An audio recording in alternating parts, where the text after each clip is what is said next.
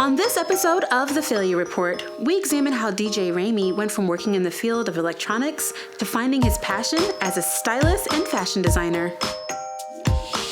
DJ Ramey, celebrity stylist, good friend of mine. I love the fact that I know such great people. You know what I mean? I consider myself pretty darn lucky. I think I'm more lucky. Oh, geez. Than you are. Thanks. Godmother to your beautiful children. So, I mean, when I say I know this guy, I do know him. Amazing human being. Thank you so much for being here with me today. I appreciate you. I have seen a lot of your career. I've been there for a lot of it, and I have been in awe at how you've taken an idea of saying, I'm going to create a lapel pin for men clothing and be able to scale that into what I happened to walk by today. I was getting some coffee, walked past your storefront, didn't realize I was going to do it. That was an amazing moment for me, I have to say, because whenever you start anything, some people start with humble beginnings. And so I want to start at the beginning. You know, who are you? What do you do? And then tell me about Dapperdude Collection. All right. Well, my name is Derrick Ramey Jr. Derrick Ramey. Most people call me, my friends call me DJ. Yes. But wherever you met me, that's fine. That's DJ, right. DJ Wherever part of life you met me. Yeah. Let's see. I am married. We've been married for 16 years. This year, this is the February, year. Yeah. Oh my gosh. We have 2 kids, Micah and Corinne, 15-year-old, and my daughter's getting ready to turn 11. So don't cry. Yeah, I'm on the way. I'm sorry. Can't believe it. Me personally, so what I do is I make men's accessories. That's where it all started. Yeah. I do lapel pins. It actually started as a bow tie company. That's right. I forget about that. Yeah. Because you're so known for your lapel pins, but weird. Bow ties you're equally as known for your bow ties because they're dope.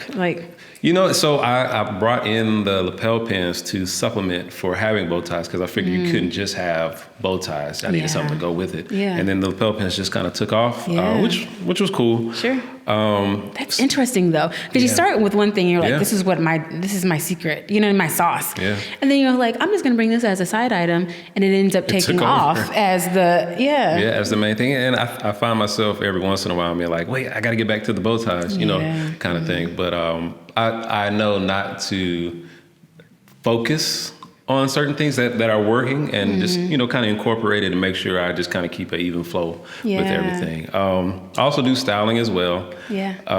I've been getting into that a little bit more. I think I don't mention it as much because it's more like I've loved style.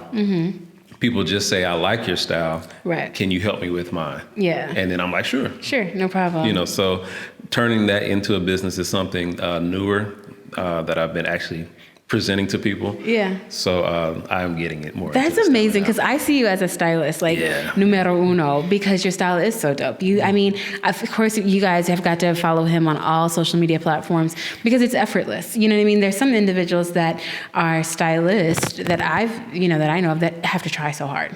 You know what I mean? You're like, I like color, I like pattern, you're an individual. I think that it makes it easier if you're not trying to be something. Yeah. It makes it a lot more effortless, and people can feel that you're not trying to force it. Yeah. And you're not trying to force it on them either.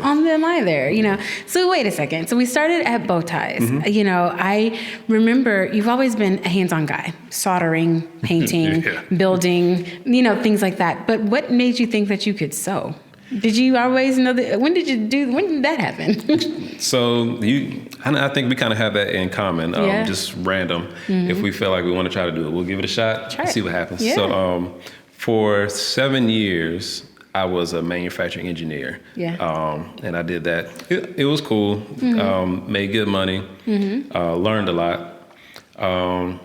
And it got to the point where the job wasn't really fun anymore. Yeah. It wasn't fun. The company was going down. People were getting greedy. How that works. And it was, I guess, creating a strain because we were actually getting less money, less contracts, and all that type of stuff. So I had to figure out what to do. Yeah. So you were kind of forced into it, Yes. It wasn't like I'm going to leave my business and make bow ties full time. It was at this point where you were seeing, I'm at a precipice here. I got to either jump or figure out something else. Literally. Gosh. Yeah. So put that aside.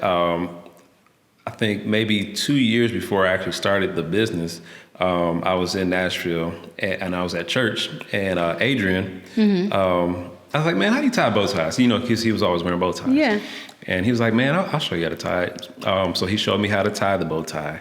And I, of course, went home, learned how to do it. But I couldn't find the ones that I liked for myself. Yeah. So I was like, man, Yeah. well, let's go to the thrift store.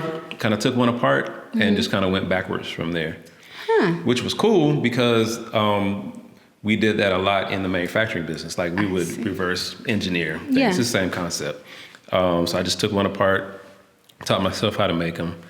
They started out pretty bad. Yeah, it kind of sucked. You know, and of course you have to find the hardware for everything and all that type of stuff. I didn't know where to get it from. But yeah, so that's... Did you make a lot of the hardware that you used to make your bow ties? No. So you found it? Yeah, I found it because it's like the, what do you call it? The bars that the fabric goes through. I had to figure that out. So once I found all of that stuff and was able to actually construct a decent bow tie, I was like, well... Yeah, I can do this. I can do it. How was your first day sitting down at a sewing machine? Like, all right, 7 years ago, you had YouTube, right? Yeah. But, I mean, did YouTube teach you? That is the cutest dog ever. Did YouTube teach you how to sew bow ties? Or did you say, I'm going to reverse engineer this and figure this out myself? How did you... Yeah, I'm halfway old, halfway young. Yeah, you're in that. Yeah, I didn't really use YouTube that much for it. I just went, went right at it and kind of figured it out. And I think the first pattern I made from it, because I think people usually use like the paper patterns for it, but I didn't like that at all. So I just took some wood and like drew it on the wood and made a pattern for it so that I can always have like the exact pattern every time. Every time. Yeah. Engineers always amaze me like this because they're like, I took wood to make a pattern. That's not normal. You do know that. It may be normal. You do realize that because it's just, but you see things differently. You know what I mean? You're a maker. And so you see things and you see like a deficit. Like I didn't like the way that the fabric did with paper. So I made something else to be able to get the results that I really wanted. So you started Dapperdude out as a necessity. Like where I work is not doing it. I like bow ties. I realized I can make them. What made you think that you could make a business out of that? So two things. I had to. Well, yeah, okay. Right. Because I liked the job, but I don't think that I felt like, I know I felt like I didn't want to go back into that field. And I actually had a friend of mine tell me that in college, I said that I didn't want to work for anybody. And she told me that like maybe a year or so ago. And I always tell people, you got to be careful what you say because you got to make sure you're strategic in your words because that can come back and either haunt you or help you. It's true. But yeah, so I pretty much had to do it because it was like, do I want to go back into that field or do I want to do something for myself and put the energy that I would be giving the workforce, then never get it back? Yeah. Or do I want to, put it in myself and I receive the reward of doing something with your hands? Yeah. And, you can put that energy back out and it always comes back to you. It always comes back to you. Yeah. It reciprocates. That's so interesting. Yes. So you started the Dapperdude collection online. Was it more a website? Was Instagram how you really kind of got your footing out there? What did you do? E-commerce is so hot. You know what I mean? And a lot of individuals, we're going to get into your failure report pretty soon here, but I know a lot of people just think, oh, if I make this or if I mass buy this, then I could just sell it online. How was that for you? So I didn't start online. I think the first bow ties I made that I actually got paid for was for a quartet group here in Huntsville. Okay. So I made them. That's awesome. I always tell the story. I'm not sure why they paid for them. Joint Effort Business and Marketing Consulting specializes in finding solutions for startups, small businesses, and nonprofits. We offer branding, marketing, social media management, development, and capacity building consulting services to companies who are just starting out or need help taking their business to the next level. Please contact us online for a consultation at jointeffortllc.com or follow us on Facebook, Instagram, and Twitter at Joint Effort LLC. because they were decent enough to tie, but the construction was bad. Yeah, that's funny. You're like, thanks, guys. Yeah, you're so kind. Right. But so that was actually my first notion that I could actually do it as a business, and that people would actually pay for it. Right. When I started my site, of course, I didn't know what I was doing. It's just like, okay, how do I get this stuff out to people? And I did start with Instagram, with my original personal page. And, just start putting stuff out. And people were asking for them. Yeah. So I was like, well, maybe this is something. You like them? I love them. I love them too. And then you got into lapel pins as a side note accessory. Yeah. You know what I mean? And tell me what happened whenever you put your lapel pins out there, because I mean they I would say were really trending. They were hot at that point. Yeah. How do you keep something that is trending?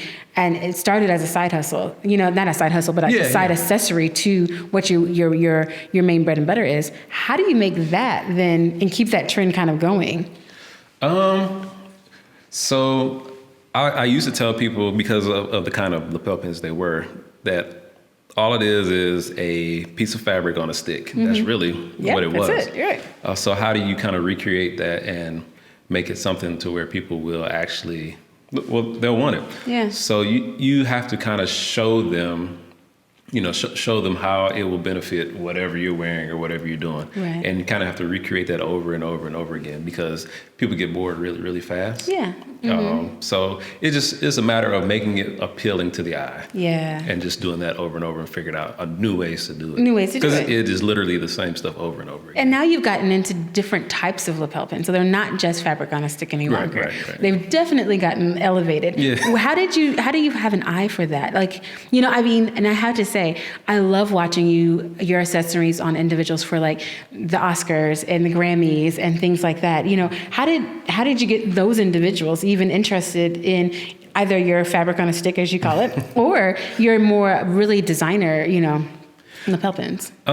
So starting out, I really have been very fortunate to have people reach out and be like, hey, I like what you're doing. How can I help? And that's how a lot of the stuff has gotten to the carpets. Wow.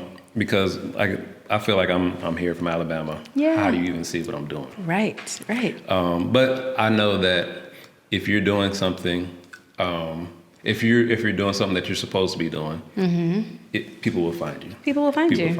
Because there are more people in the world who like what you like as well. Yeah, that's so true. It's not just you. Yeah. And they don't want to do it themselves. They don't want to do it themselves. And I always tell people, I pay for what I don't want to do or what I don't know. Yeah. So if I don't know how to do it, then I have to pay for it. You have to pay for it. And I'm really kind of willing to pay whatever it takes. Yes. And so you work with a lot of other stylists to be able to provide male and female accessories to them. Is that correct? That is correct. Yeah. The stylists have been a big help, because of course, most of the times the celebrities, they don't care. Yeah. And until they actually know who you are or know what you're doing. Right. It's the celebrities that put the stuff on, or it's the stylists that put stuff on the celebrities. So they've actually been very, very kind to allow me to get into their world. And once they need your help as well. They do, because what is a stylist without clothes? Yeah. You know what I mean? Without accessories, without things to adorn your body with, or then especially their clients. Yeah. So you all have a kind of reciprocated relationship. Yeah. Once they can trust you and you can trust them, then that's really it. It's trust. Because then they'll call you again. Because it's really a small network of stylists. Because a lot of them will be like, hey, I got a guy. Yeah. And it's like 5 or 6 of them that are doing mainly the big work. There are a lot of them out there. There are a lot of stylists out there, because everyone can say they're a stylist. Sure. But the ones that are actually doing the work, it's a very close, tight-knit. A tight-knit crew of those individuals. Yeah. So you go from being an engineer to saying, out of necessity, I've got to be able to kind of pivot into this new direction. None of those things equal business owner. Right. Yeah. They just don't. Yeah. Oh, tell me about that. How in the world did you say, I know I can make this. I know I'm good with my hands. I know I have the imagination to be able to sew this. I know that my first client, I didn't deserve to get paid from it. But a business owner, how did that come about? And how did you feel like, okay, this is what I'm going to have to do? I'm trying to think when the actual turning point is. And that's the other part too. I think if I think about stuff too much, I won't do it. So I a lot of times have to go back and make myself remember how I even got in there. Yeah. Because when you look back, you're like, oh, okay, wow, that was a long time ago. And that is a lot of stuff. Yeah. Let's see, when did I actually start getting into doing it or knowing that I could do it? Yeah. Yeah, it really was the fact that I had to. Like, I didn't even second guess it. But making it into a business. Because you have a business license, you have a building, you have, you have software that you have to have. You have to play with the algorithm of social media to be able to be seen. You know what I mean? There's a lot of pieces of a business. And with someone that says, I didn't try to be a business owner, you know what I mean? How did you feel like you could do it?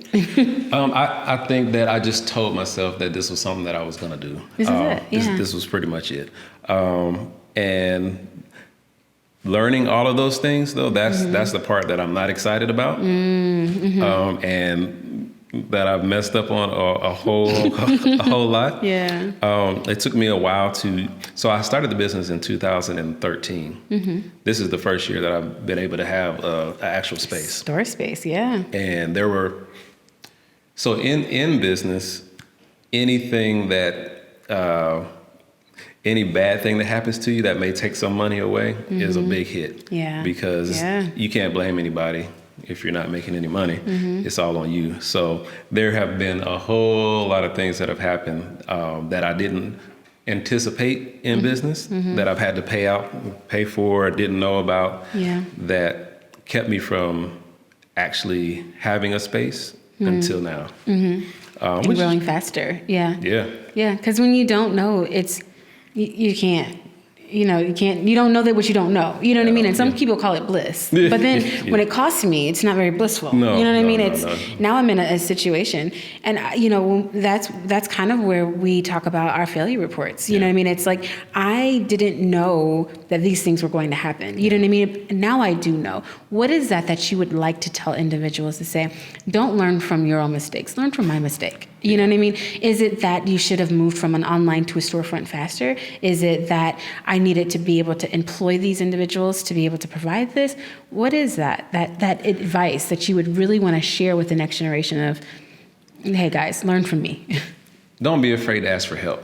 I think that's the one that I'm actually still working on. Still working on, yeah. I know for sure that I would be probably a lot further along if I would relinquish some of the control over how I want everything to be. Yeah. And just actually ask for help, because most of the time people have reached out and said that they will help, which is great and awesome, but you need to be specific. Yeah. And actually ask people for what you need. Yeah. And I think that's something that still kind of holds me back, and that I'm actually working on now. Like, you have to, okay, I do need help on that. Yeah. I can't do it all, because we, as entrepreneurs, we end up doing it all. Like you said, doing it all. I do the pictures. I do all the marketing. Actually make the pieces. I'm actually working on getting some things manufactured now. So like, I'll design it and get it manufactured, and that'll end up taking some of the weight off of me so that I can create more, be able to expand. And really ask questions from the people who have actually made it. And all the information that they give you may not resonate with you immediately. Sure. But you can glean something from what? Something. Yeah. Yeah. So really listening, you know what I mean? And letting, because it's your baby, you know what I mean? Yeah. And I need this baby. I have a beautiful family that I'm a provider for, and I can't allow you to mess it up. Yeah. You know what I mean? So you hold it tight to your chest because it is mine. Yeah. You know what I mean? But at the same time, That is so interesting that you said, I know if I would just be able to bring these individuals in or let this little piece go, that, I could possibly, it would free up your time. You know what I mean? And it's so interesting because it's not even hindsight. It's like your current situation. You're like, I know I need to do it. I'm not doing it today, but I'm not doing it. Well, so I've gotten better at doing it.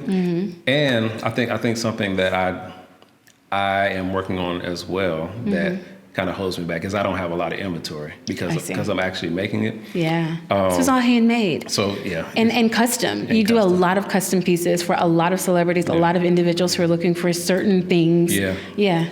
So I think right now everyone feels like you're Amazon. Yeah. And they Yeah. So not being prepared sometimes with a big inventory kind of holds me back as well. Yeah.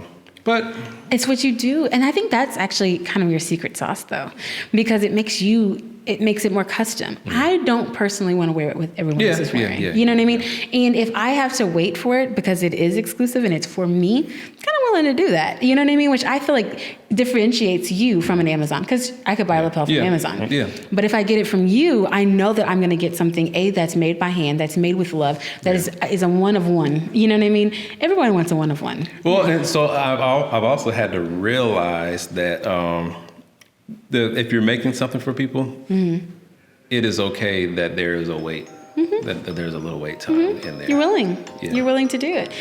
Leading in Color is a podcast hosted by Dion Stokes, founder of Joint Effort, Business Marketing Consulting, and me, Marta Miranda Straub, founder of Catapult Now, an organization and leadership development and training firm. We thrive on engaging in raw, courageous conversations and topics that unpack systems of oppression that impact leaders at the margins of white, patriarchal culture. So I went to the protest, and when I went to the protest, there weren't a lot of white faces in the crowd. And I thought, what's wrong with this scenario? Because, people have been organizing around all these issues, and in the white activist community, there was this question, why don't black people join our movements? Right, as opposed to why aren't we at the table in their movement? We are passionate about naming and dismantling the barriers of implicit bias, raising consciousness, and forging new ways to think about leadership that does not replicate power over others and create transformational leadership models based on systems of liberation. Join Leading in Color. Join the revolution. Have you ever considered, like when you talk about mass manufacture, have you ever considered a Target, a mass space to be able to sell in? Yep, you got me, hold on, it's too loud. He's got a dog, he's right here. And the little dog is wagging, it's a big dog. Now the dog is sitting. He's putting on a collar. You need to take a second. Have you ever thought of that? So, yes. Yeah? Repeat that question.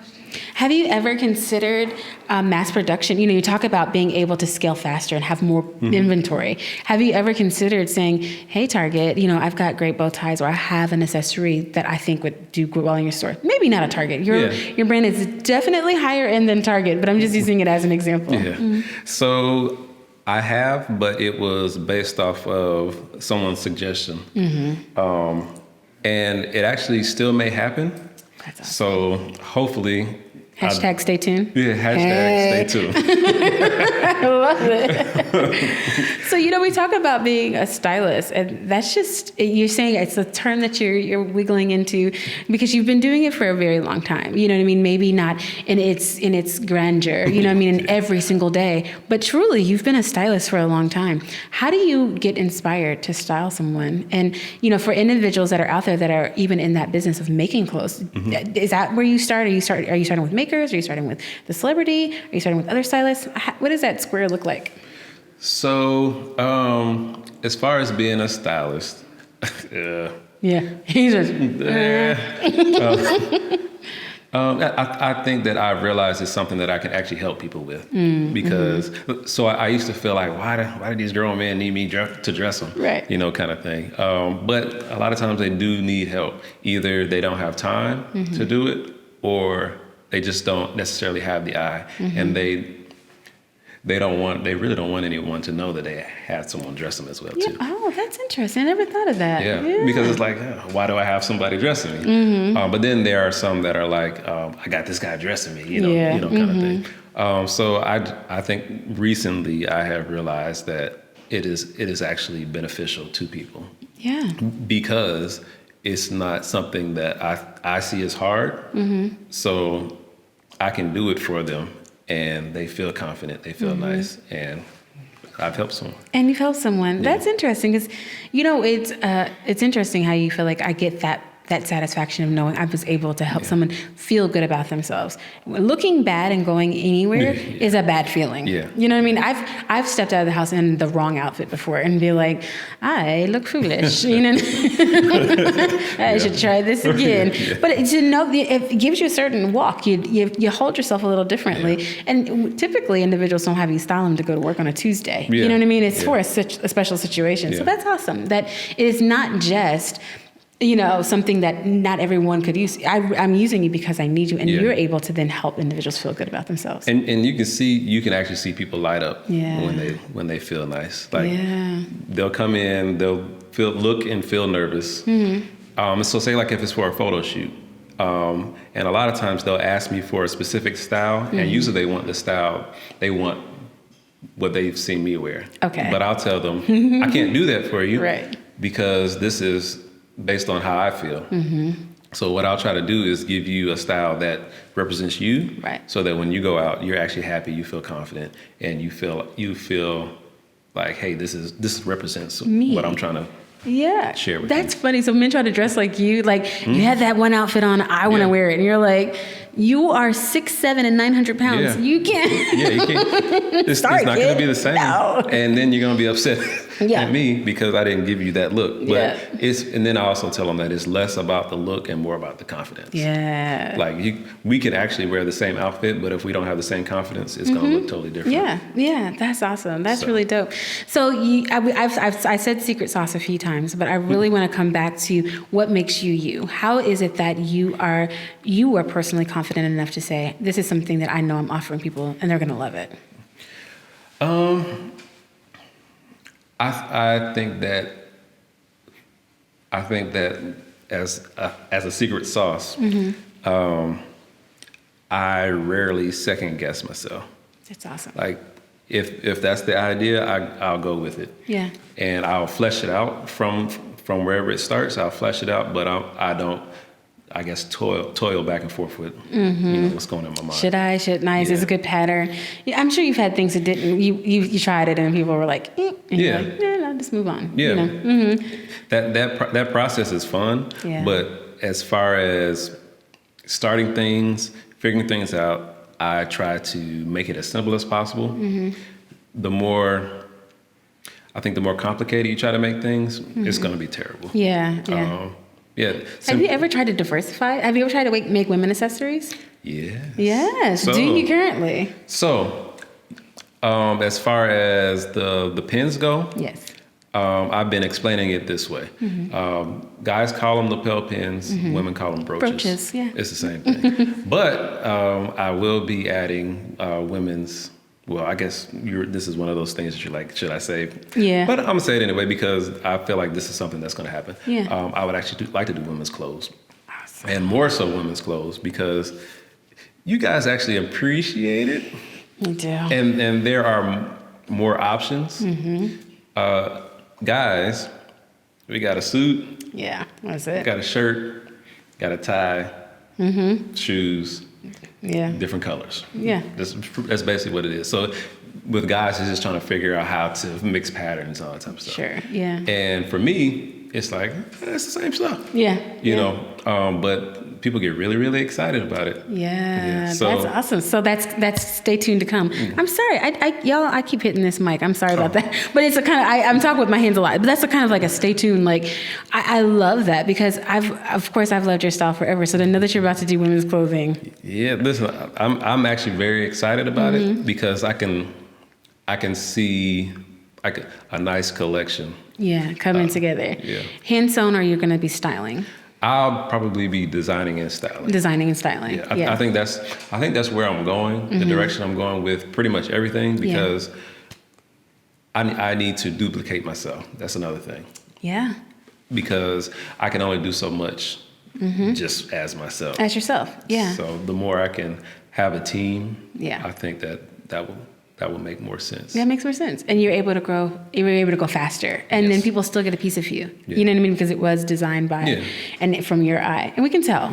You know what I mean? I hope so. You can definitely tell. I hope so. So this is my favorite part of the whole show. It's call your shameless shoutouts. I know that you have so many things coming up. You just mentioned starting the female line, doing some more designing and creating in that arena. We have female brooches. I wear my husband's brooches. Oh, wait, I call them brooches. He would die. Lapel Pins. Okay. Sorry, Courtney. I wear them all the time. I'm always getting compliments on them. Cool. You're still selling online. Are you more so in the storefront? Tell me about that. And then anything that you have coming up. So I actually still do both. I do the online, which is actually picking up very well. I do in the store as well. And I think why I started the store is because I never did that much local stuff. I see. And so I do like to connect with people. So that is just a way for me to be able to connect with people, do actual consultations, and not have to meet at Starbucks anymore. Just sure, yeah. which is cool. And then you can also make in your space as well. I can also make. Yeah, so you can get out of wherever else you were creating. Yeah, that's pretty dope. So it actually is a good marriage to where I still have both, because of course storefronts, it can be hit or miss. Sure. With that, but I'm still able to catch it from each side. Yeah. Things coming up, it's really the main thing I have that I am focusing on is having actual physical clothes for people that are designed by the Dapperdude collection. That's awesome. That is the next step. Having accessories is cool, but people always ask for your actual clothes. They do. Because they feel like the accessory it looks good because of the garment that it's on. Yeah. The Ambition Planner was mindfully curated for the ambitious woman of faith. As a CEO and founder of multiple companies, from a forensic marketing agency to a tech company, my days and schedule are full. As a woman of faith, it was very, very important to me to be able to find a planner that encompassed all of the things that I was looking for. Starting my day spiritually centered, being able to think about the things that I was grateful for in a culturally inclusive planner, I just could not find it. So I created the Ambition Planner. Our mission is to empower women of faith by organizing their day with a planner that offers spiritual guidance, boosts productivity, and helps identify and obtain their daily goals. The purpose of the Ambition Planner is to provide a sacred space for women to plan their day, set their goals and intentions while staying spiritually centered and productivity driven. The Ambition Planner's vision is to become every woman's most valuable productivity resource. Purchase the Ambition Planner at theambitionplanner.com. There, you'll be able to pick your planner, your cover, and the best thing is our planners are broken down into quarters. Therefore, quarter 3 is just around the corner. Again, for more information, visit our website at theambitionplanner.com and start on your ambitious journey today.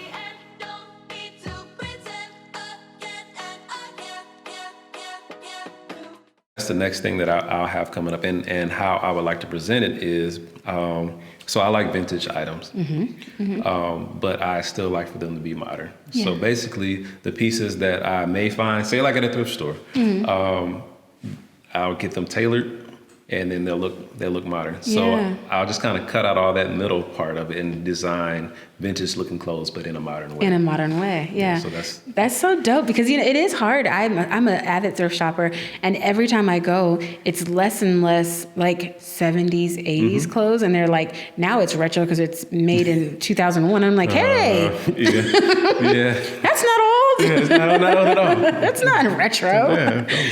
Last week. Exactly, it feels like last week. That is so awesome. So next part that lastly, rapid fire. I will ask you a few questions. You can just answer them however first thing comes top of mind, like this one. If I were to ask you to describe yourself in 3 words, what would those 3 words be? Laid back. Random. Old soul. Old soul. I couldn't say that any better. I would probably ask for a fourth one that's creative. Okay. You're creative, man. I appreciate that. The ideas that you come up with, the concepts, the theories, no one else could do it like you do. I appreciate that. That's pretty dope. Vacation, mountains or beach? Ooh. I'd say beach. Yeah, like beach. The water. Yeah. So if you were to be a spirit animal, what would that spirit animal be? Oh man, the first animal that came to mind was a tiger. So tiger. Whatever that means. We'll go with the tiger. Okay. You're right. And then if you were not to live in Huntsville, Alabama, what city would you live in? Ooh, I've actually never thought about it. Wow, like it here. So not even that I like it here. I like it wherever I am. So yeah. So let's see. Let me pick one. Though. Okay. Let's go with California. California. Yeah. You're a Cali dude. I can see that. Yeah. I can completely see that. Yeah. The sun, the weather. Yeah. But I like cold though. I love the cold. Yeah. Layers and all those things too. Yeah. But I think I like the people and the vibe of California. Of California. Last question would be your favorite color. I mean, you seem to mix and match colors so well, but if you have a favorite color, what is it? It's gray. Gray. Yeah. You said it like it's sad, like it's gray. It's gray. Love it. It's a good color. It's a perfect palette. You can mix anything with That's it. why I love it. Like, That's it. so I can put this hat on with gray. And be dope and be a dapper dude. You guys, thank you so much for being here with me today. I absolutely love your story because again, no one ever thinks that they can do it until they try. You know what I mean? And sometimes you're forced into it. So do what you love while you have time to do it. You know what I mean? You'll never, ever, ever regret it. You'll never regret it. So this is, I can't believe I just didn't ask you these questions. Kesha, your wife. Yes. Kesha makes, Kesha sells, Kesha bakes, Kesha cooks. Yeah. Kesha's a mom. Kesha's a business partner. Kesha's a creator. Yeah. You married a muse. Like, that's pretty dope. So she's actually 1,000 times more creative than I can ever be. That's amazing. And the reason why she is Kesha Makes now is because she has figured out that she's not just one thing. So that kind of allows her to, well, this is what I'm making now. This is what I'm making now. So in business, having a wife that understands being creative is very helpful because sometimes you don't know if you're going to succeed. And she was like, go ahead, do what you got to do.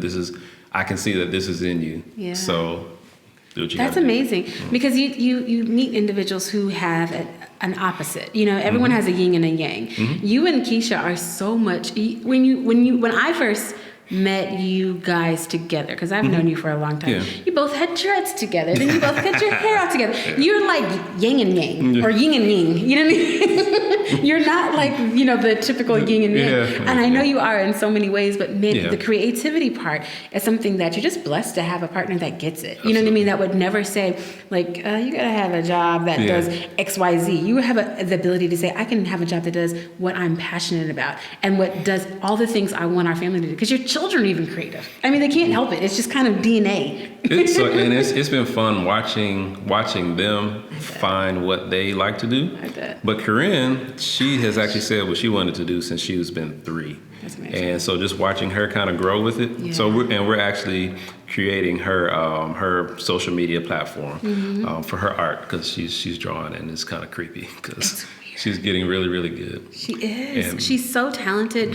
She's so beautiful and she's confident. She knows she's good at it. Yeah. You know what I mean? But that falls from a tree, right? I'm gonna say just like she said yesterday. I hope so. That's it. I hope so. I hope so.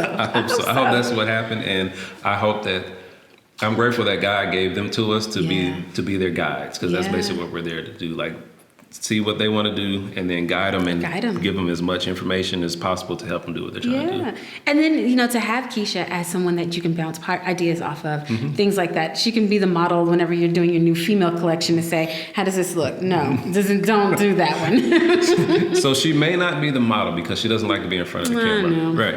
But she will help me with the models. Yeah. And even just the styling of it. You know what I mean? Like, I know what I like. I know what this should look like. All of those things that you may have have questions about. I have so many questions. No, you don't Whenever I'm have breasts, styling women, so you're like, listen, I know that there are certain things that are, issue isn't the right word, but that are concerns. sure. And so I want to make sure I address them Yeah. in the way that they would like to hear it and Yeah. that they would actually receive it. Yeah. I'm a guy.